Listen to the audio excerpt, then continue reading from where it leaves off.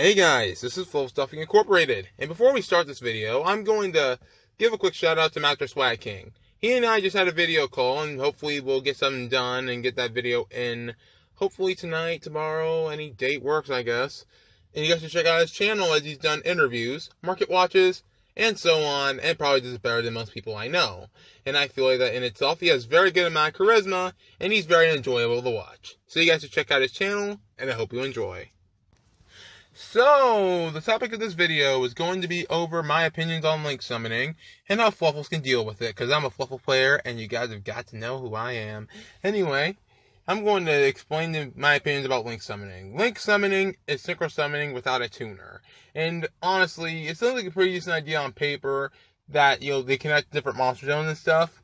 But the fact they could take your monster zones, the extra deck monster zones, just by, just a double linking or something, that you could take your opponent's extra deck monster zone and take it, which is going to be annoying if you face Stargrails.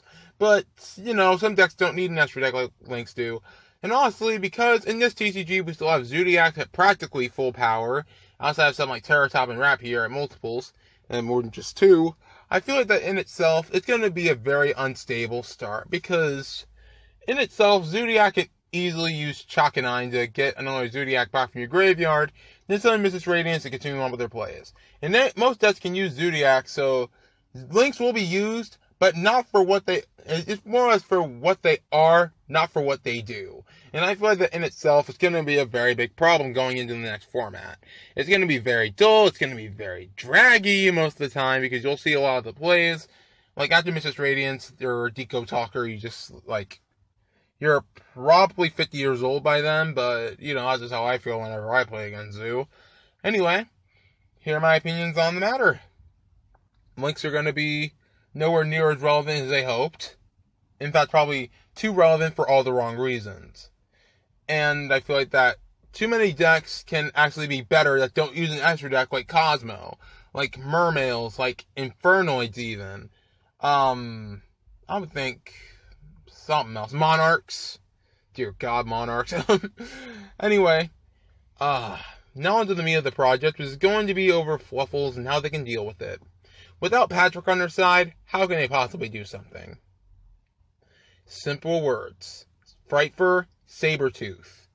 Because with it, it can bring back a monster from the graveyard that has Frightfur in its name, and it brings it back to the main monster zone, so you can have multiple Frightfur fusion monsters. And with cards like Mrs. Radiance, that's not going to be immediately available to us until Code of the Duelist. I feel like that in itself, Fluffal's kind of a pretty decent matchup. I mean, they won't be that bad. I mean, we're probably going to have Agent Cotton Eater too, which is in itself is a really good card. It allows you to get a draw. And it's almost like an upstart goblin for the deck on top of the other draw cards that the deck has. So, they have some decent plays. Problem is that Frightfur Patchwork is not out yet. And that really pissed me off. It's not in Battles of Legend. It's not in Dimensional Guardians. It's not in any of these packs. It gets on my nerves so much. And also cards like Frightfur Reborn will be very important if you want to make the deck go by its grind game. By bringing back a Frightfur from your graveyard, like, let's say Tiger to increase your monster's points, Kraken to get rid of another monster and attack twice. The possibilities are near endless, and I feel like that in itself, the Fluffals are still going to be a legit contender. And another thing. I feel like I need to address this. Fluffals are not dead, guys. They are not dead. If you consider the countless amount of plays that they have, something like it's about Fluffal Dog if you already got your wings play off to search Penguin or Sheep to get your plays going with Link monsters.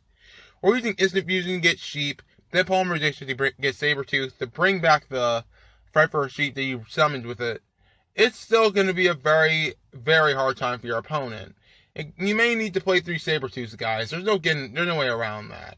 And I feel like the Frightfur Daredevil's nowhere near as useful since it's not going to advance your plays whatsoever.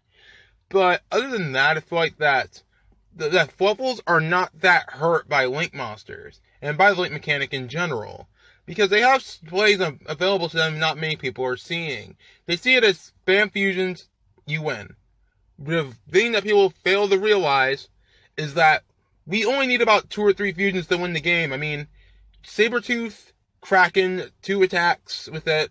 That's exactly 8,000, guys. And you can add one more fusion on top of that, which is probably going to be another Sabretooth. You can still do a ton of damage, still win the game, no problem. And I just feel like that in itself, Fluffals are very under the radar, and they need more exposure than they already have right now, which is very minuscule compared to something like True Dracos and Cosmo.